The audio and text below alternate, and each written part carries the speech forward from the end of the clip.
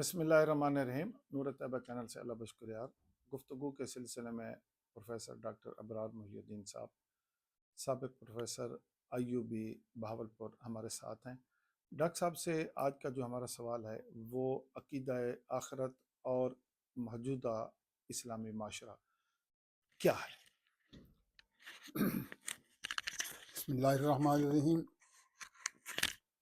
یہ سب یہ بڑا اہم موضوع ہے آج کے دور میں، خاص طور پر ہمیں یہ بات یاد رکھنی چاہیے کہ دنیا میں جتنے بھی مذاہب تھے پہلے اور یا آج اسلام ہے، 3 عقیدے ہر مذہب کی بنیاد ہوتے تھے۔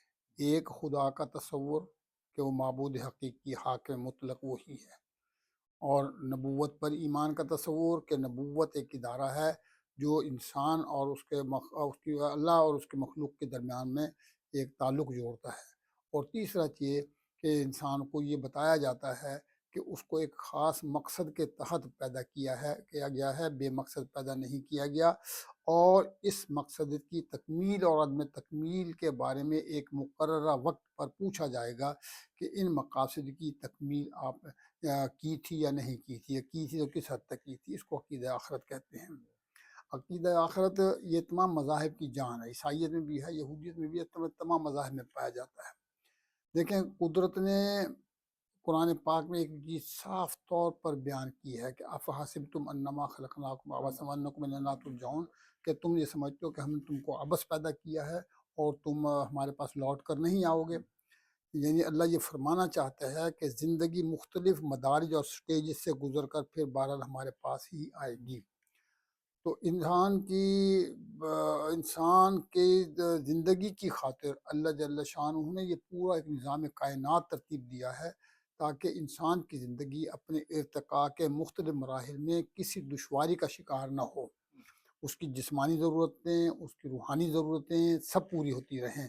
چنانچہ جسمانی ضرورت کے لیے پوری کائنات تخلیق کر دی، اور جب روحانی ضرورت کے لیے منصب نبوت قائم کیا، اور ساتھ ساتھ یہ بھی بتا دیا گیا کہ دیکھیں ہم نے تمہاری ہر ضرورت پوری کی ہے، اور ہم نے ہر چیز کو صرف تمہاری خاطر بنایا ہے، لیکن تمہیں بھی جس طرح مقصدیت اس کائنات کے مزاج کا حصہ ہے، تمہاری تخلیق میں بھی مقصدیت ہمارے ہاں موجود ہے، اور ہم تمہیں کچھ وقت کے لیے اس دنیا میں بھیج رہے ہیں، تمہیں آزادی رائے دے رہے ہیں، تمہیں اچھائی اور برائی کے پیمانے بیان کر کے ان میں سے کسی ایک پر عمل پیرا ہونے کی آزادی دے رہے ہیں۔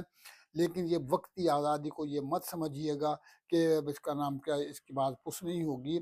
فرمایا گیا قرآن پاک میں کئی مقامات پر فرمایا گیا کہ وقت آئے گا کہ جب اس کا نام تم پر بلا لیے جاؤ گے اور ہمارے سامنے کھڑے کر دیے جاؤ گے، اور پھر ہم جو ہے وہ ہم تم سے حساب لیں۔ وَمَن يَعْمَلْ مِثْقَالَ ذَرَّةٍ خَيْرًا يَرَهُ وَمَن يَعْمَلْ مِثْقَالَ ذَرَّةٍ شَرًّا يَرَهُ۔ ذرا برابر نیکی بھی تمہارے سامنے آ جائے گی، اور ذرا برابر برائی بھی تمہارے سامنے آ جائے گی۔ یہ مضمون قرآن پاک میں بار بار بیان ہوا ہے۔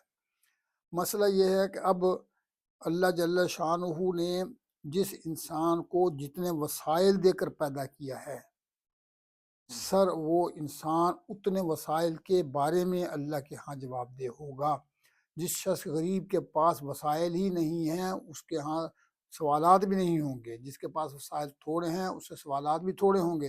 اور جس کو جتنے زیادہ وسائل دیے گئے، دنیا میں بہت بڑا مذہبی رہنما تھا، بہت بڑا سیاسی رہنما تھا، کروڑوں کی اربوں کی اس کی جائیداد تھی، اس کے بڑے بڑے بینک بیلنس تھے، ہزاروں لاکھوں مربوں کا مالک تھا، اس طرح جو شخص جتنی نعمتیں دیا گیا ہوگا، ان نعمتوں سے ان کا حساب و کتاب لیا جائے گا۔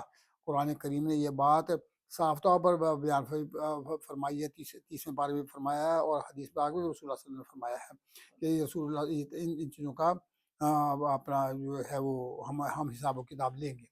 ہمارا معاشرہ دراصل یہ جو مذہب آخرت کا تصور دیتا ہے، یہ آخرت کا تصور جو ہے یہ انسان کو دراصل دائرہ انسانیت کے اندر رکھنے میں بڑی معاونت کرتا ہے۔